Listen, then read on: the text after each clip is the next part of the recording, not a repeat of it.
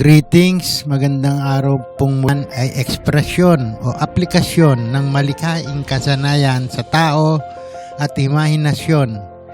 Karaniwang sa isang visual na forma tulad ng pagpipinta, musika, eskultura, paglikha ng mga gawa na pinahalagahan lalo na para sa kanilang kagandahan o emosyonal na lakas.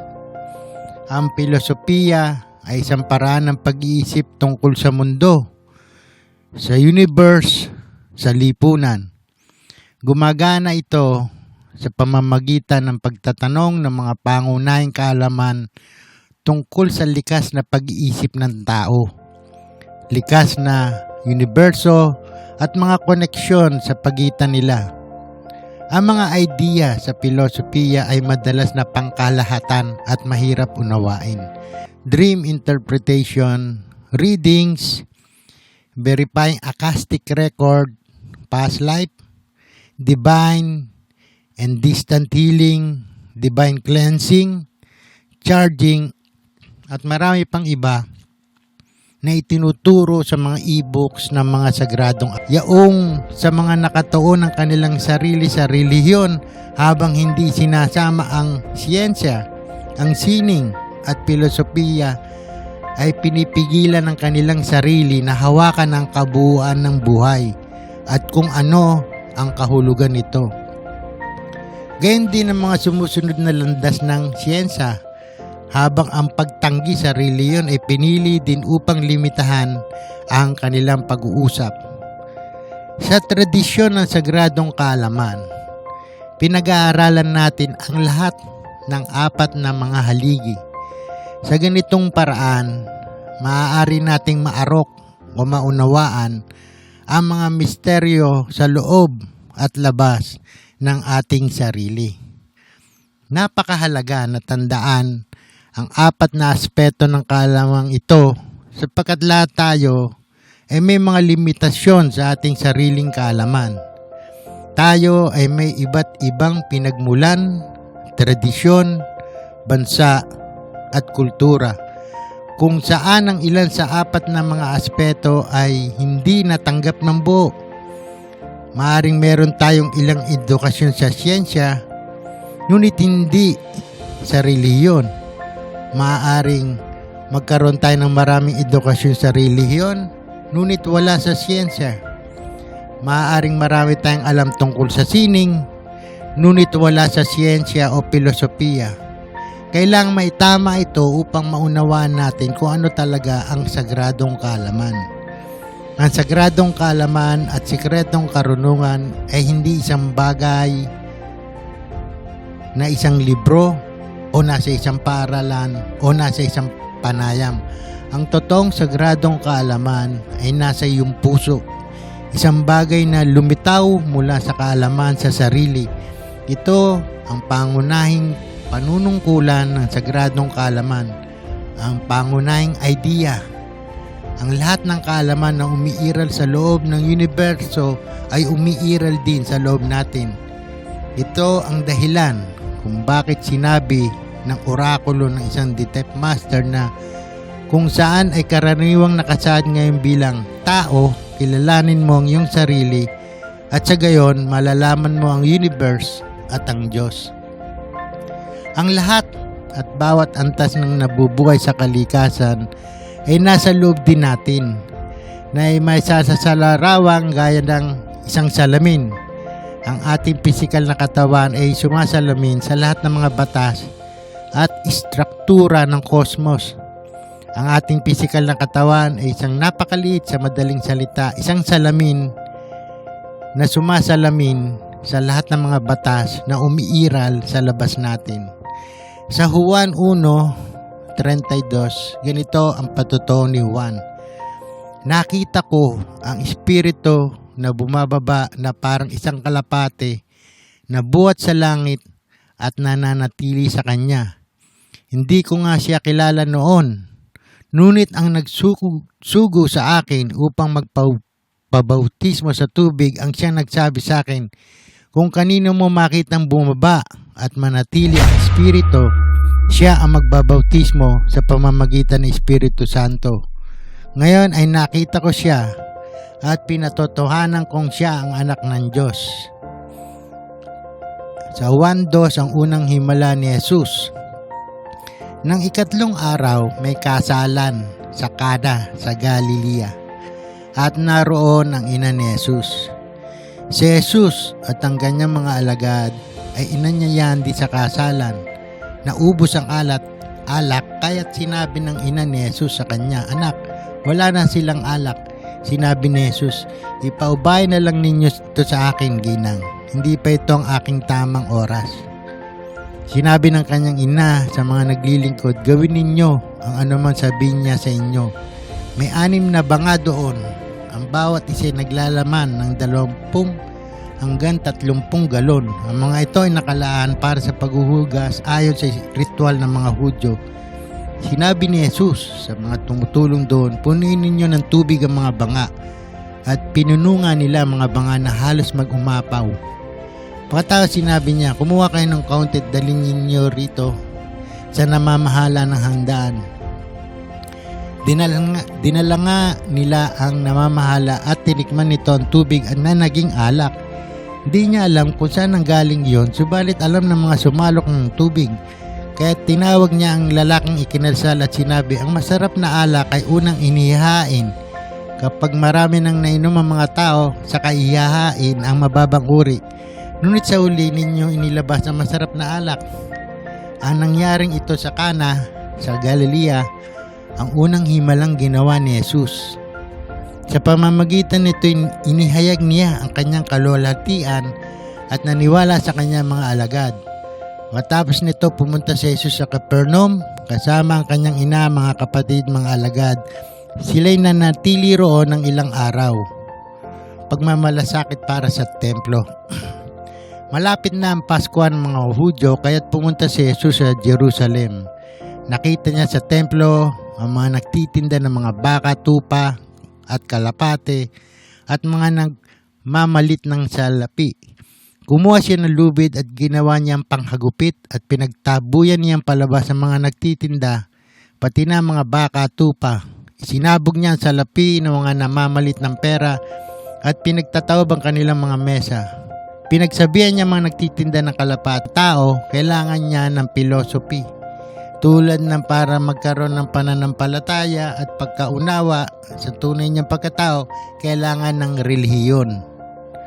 Sa pamamagitan ng pag-aaral sa ating sarili, nag-aaral din tayo ng kalikasan. Ito ay kung paano ang sagradong kaalaman at sikretong karunungan ay isang siyensya at hindi isang paniniwala. Bilang isang siyensya, hangad nating mag-eksperimento, maranasan at makita parang sa ating sarili para malaman at matuto. Yun talaga ang ibig sabihin ng sagradong kaalaman. Ang malaman, magkaroon ng kaalaman, hindi lamang sa isip o sa kaalaman, hindi lamang sa isang paniniwala, hindi lamang sa isang ugali na nakasanayan na natin, ngunit upang maranasan ito, upang makita ito, malaman ito, upang mapatunayan ito, iyon ang sagradong kaalaman. Ang pamamaraan ng pagpapatunay ng pag-alam ay isang bagay na naiiba at kakaiba sa maaaring nalaman natin sa buong buhay natin sa paaralan o sa simbahan. Ang pamamaraan ng pag-alam ng sagradong kaalaman ay hindi ang paraan ng pag-alam sa pamamagitan ng konsepto, idea, teorya o paniniwala. Sa halip ito isang bagay na nakakaalam ng may kamalayan, may consciousness. Bilang halimbawa, lahat tayo ay maring tumagal ng ilang sandali at magkaroon ng kamalayan sa ating pisikal na katawan. Maaari nating maabot ang ating kamalayan at maramdaman ang katawan at makaupo at saka salukuyang sandali sa loob ng ating katawan. Ito ay isang karanasan ng sagradong kaalaman. Ito ay upang magkaroon ng kaalaman, upang makita, mapatunayan, malaman, saka nakikita mo, nalalaman at nararanasan. Oo, nakikita ko, natikman ko, naramdaman ko, naranasan ko kung ano ito na nasa loob ng isang katawan. Yun ang sagradong kaalaman. Yun lamang ang isang binhi. Ito ay isang maliit lamang na lasa ng kung ano ang maring maranasan ng kamalayan. Ang katawang ito ay isang kamanghamanghang makina. Isang makinang may napakalaking enerhiya. Nagtataglay ito ng maraming uri ng mahuhusay at iba't ibang lakas. Enerhiya na maaring makaapekto sa kapwa sa loob at labas nating pagkatao. Ang lahat ng mga prosesong ito ay patuloy na nangyayari sa ating mga katawan. At gayunpaman ay umaasa tayo sa makinang ito upang mabuhay, upang maranasan ang lahat ng nararanasan natin.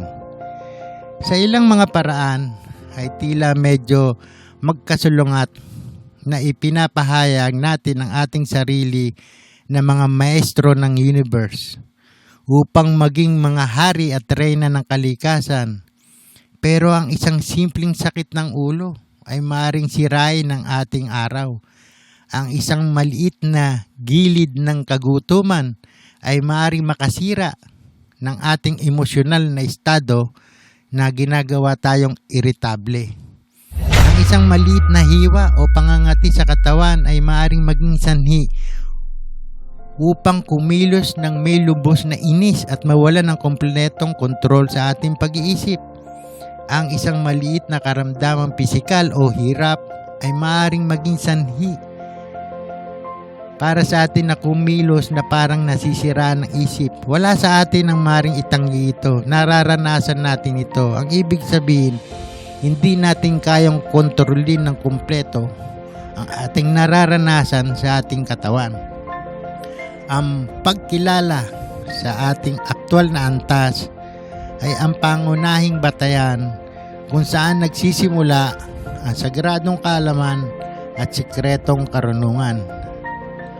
Ang batayang ito ay nagpapakita sa atin na hindi tayo ang inaakala nating tayo.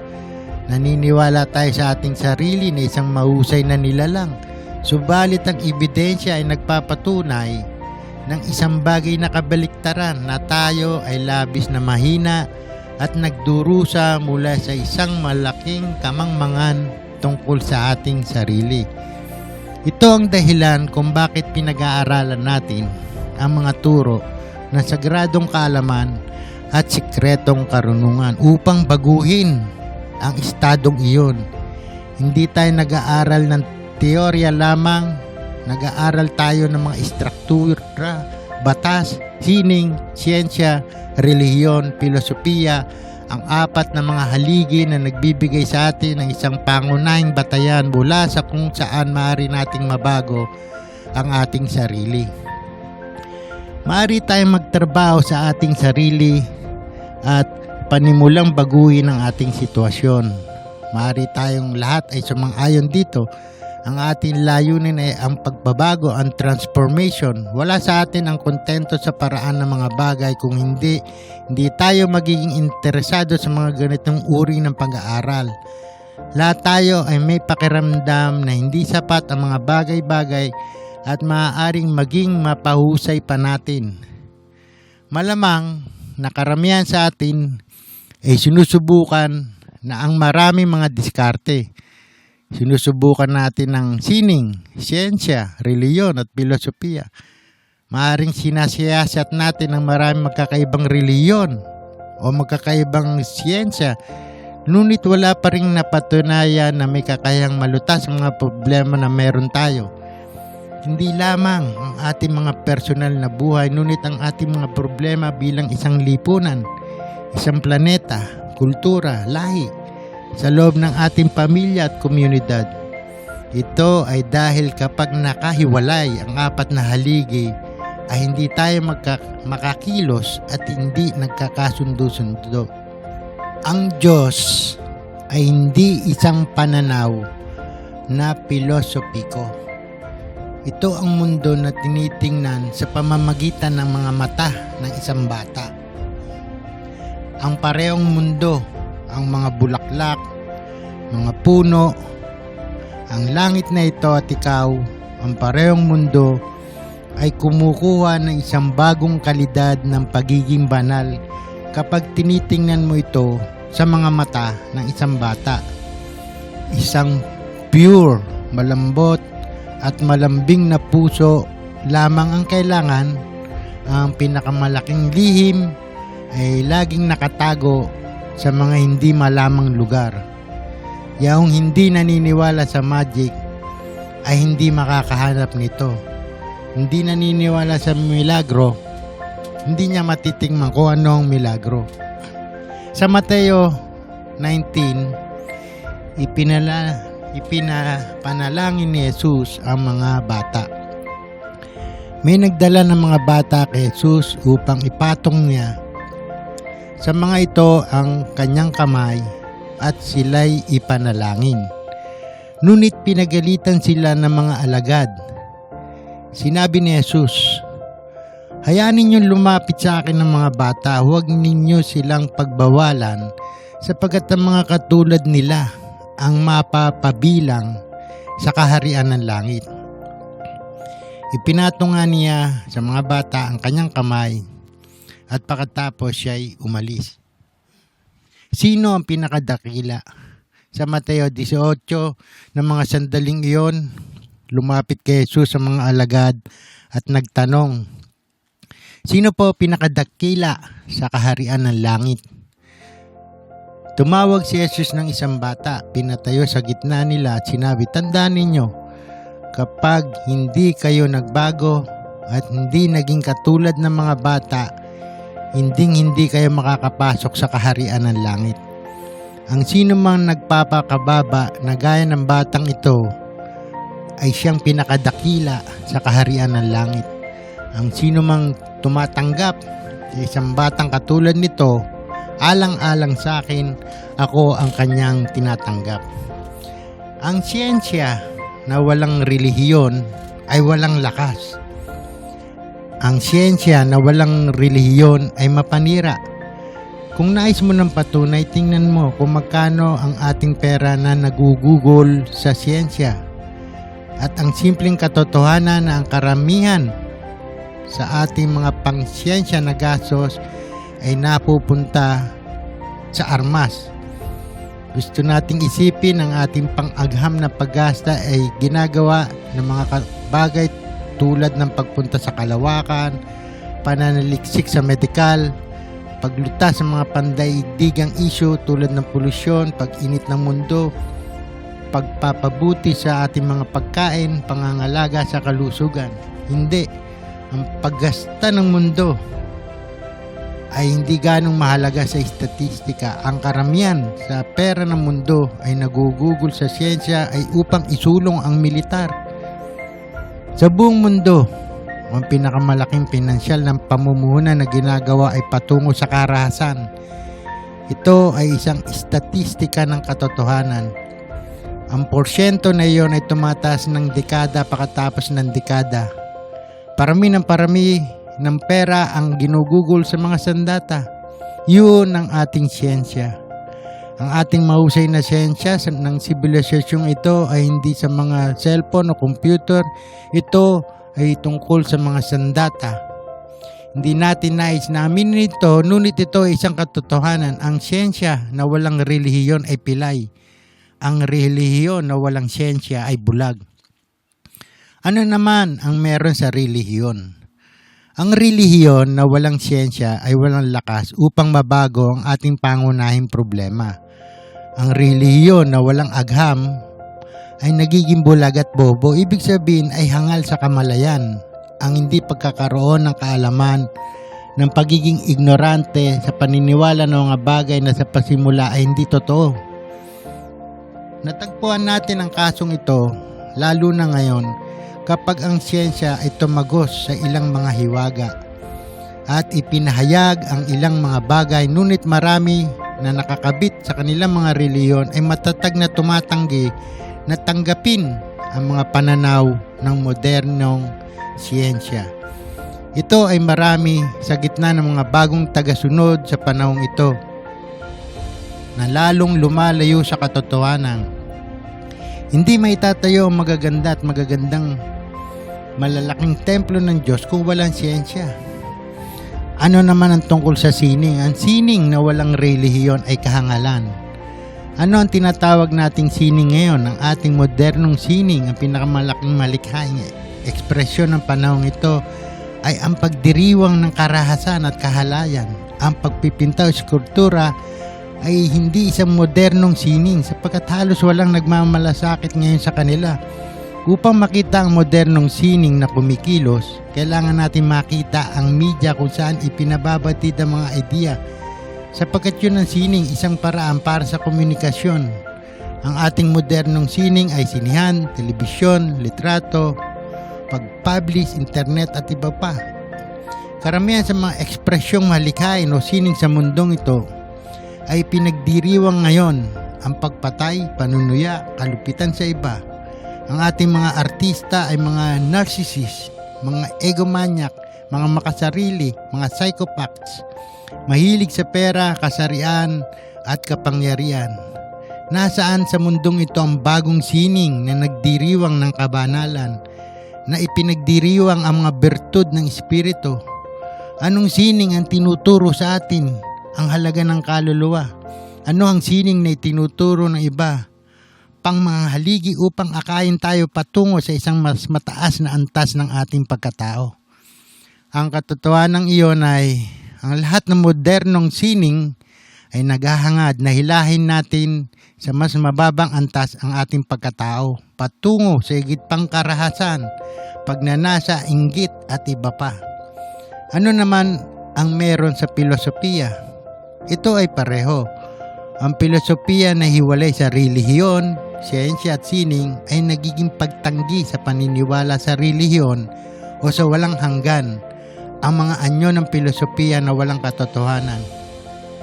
Ang modernong filosofiya na makikita sa modernong agham, sining at relihiyon ay nanghihikayat sa pamumuhay para sa kasiyahan lang, sa kahalayan, na nagre-resulta lamang sa emosyonal at espiritual na kawalan at kakulangan, at ang diborsyong lalaki at babae mula sa kanilang pangunahing likas na kabutihan. Sa ngayon, ipinagdiriwan na maging ateista o walang paniniwala sa Diyos. Kahit ang poot, kawalangyaan at kayabangan ay pinagdiriwang, ngunit pinagtatawanan ang maging espiritual o relihiyoso. Sa makatwid, kinakailangan pag-aralan natin ng maayos ang apat na mga haligi upang maunawaan ang mga ito ng balanse at makikipagtulungan sa kanila sa loob ng ating sarili. Kapag pinagsama natin ang mga ito, nagsisimula tayong makakuha ng isang kaalaman ng katotohanan na kung saan ay maring humantong sa atin patungo sa isang radikal na pagbabago, ang tunay na kapangyarihan ng sagradong aklat at sikretong karunungan. Ayon sa kinakaugalian ng siyensya ay nakatuon ang pag-aaral nito sa bagay at enerhiya. Nakita natin na ito ay totoo dahil ang mahusay na revelasyon na dinala ng siyensya sa huling siglo o higit pa ay nauugnay sa pagbabago at pagmamanipula ng bagay at enerhiya. Ang lahat ng tinatamasa natin bilang isang pag-unlad ng siyensya ay nauugnay sa dalawang kababalaghang ito, ang mga bagay at enerhiya.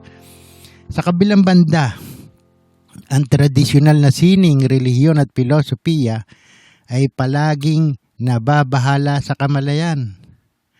Ang ating panloob na espiritu na tunay na tayo bilang isang tao, ngunit sa kasamaang palad, sa huling ilang siglo ang sining, filosofiya at relihiyon ay ganap na tumalikod sa pagsiyasat sa kamalayan at abala na lamang sa bagay at lakas na lubos na nakakalimutan ang mga katangian ng espiritu, mga katangian ng pag-iisip. Ang katotohanan sa ating lipunan ngayon ay meron tayong malaking hindi pagkakaunawaan. Naniniwala tayo na tayo ang katawan at yan na ang lahat. Sinasabi ng ating mga filosofiya na walang buhay pakatas ng kamatayan at sinasabi ng ating siyensya na walang buhay pakatas ng kamatayan. At sinasabi ng ating mga relihiyon na merong isang bagay na tinatawag nilang buhay, ngunit pinipigilan ito ng kanilang mga paniniwala. Kaya nakikita natin sa kanilang paghihiwalay sa bawat isa. Ang lahat ng mga tradisyon na ito ay nakarating sa mga konklusyon na salungat sa mga pangunahing batas ng kalikasan. Ano ang sinasabi ng siyensya? Ang siyensya at marami sa ating mga forma ng sining at filosofiya ay nagsasabi na kapag namatay ka, yun ang wakas. Sinasabi nila na meron lamang tayong isang buhay para ibuhay. Kaya maaaring mas mabuti kung ibubuhay natin ito ng buong buo at magpakasawa sa ating sarili sa lahat ng paraan at uri ng kasiyahan. Ito ang paraan ng pamumuhay lalo na sa kulturang kanluranin. Mabuhay ka na mabilis, mamatay ng bata. Hindi ba ito ang batayan ng kultura ng kanluran? Mag-ipon ka hanggat maaari, maging ang mga material na kalakal o karanasan bago ka mamatay. Dahil kapag namatay ka na, tapos na ang lahat, wala nang iba pa pagkatas ng kamatayan. Ito ang pinaniniwala ng ating lipunan. At gayunpaman ay hindi sumasang-ayon dito sa nag-iisang pinakapangunahing batas na inilarawan ng modernong siyensya. Ang pinakapangunahing batas ng pisika ay hindi sumasang-ayon doon. At gayunpaman, ang siyensya mismo ay hindi umaamin dito. Ito ay napakakatwa.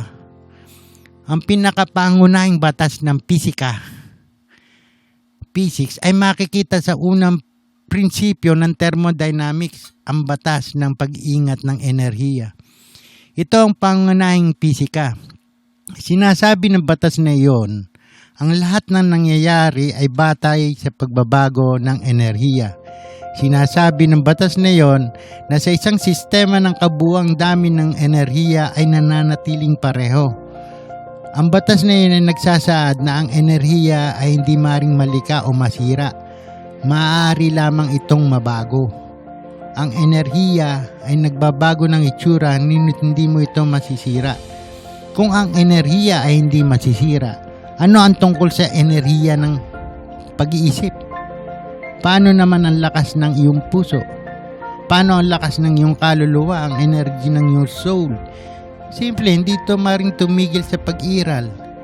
Sa parang itinuturing ng ating modernong hindi perpektong filosofiya. Ang enerhiya ay hindi maring mamatay, nagbabago lang ito. Ito ang pangunahing batas ng pisika. Kaya masasabi natin na kung may namatay ang tao, ang soul niya andun pa rin. Ang spirit niya andun pa rin. Ang lahat ng pisika ay nakasalalay sa batas ng pangangalaga ng enerhiya. Ang pangunahing prinsipyong ito ay may kasamang biology at lahat ng mga physical na siyensya. Maaari rin nating lapitan ito mula sa aspeto ng pisika na tinatawag na pag-imbita. Tinatawag din itong batas ng pag-iimbak ng enerhiya o batas ng symmetry. Marami itong pangalan. Ang pinakamahalagang aspeto nito upang maunawaan ay napakasimple. Ang energy ay hindi nasisira.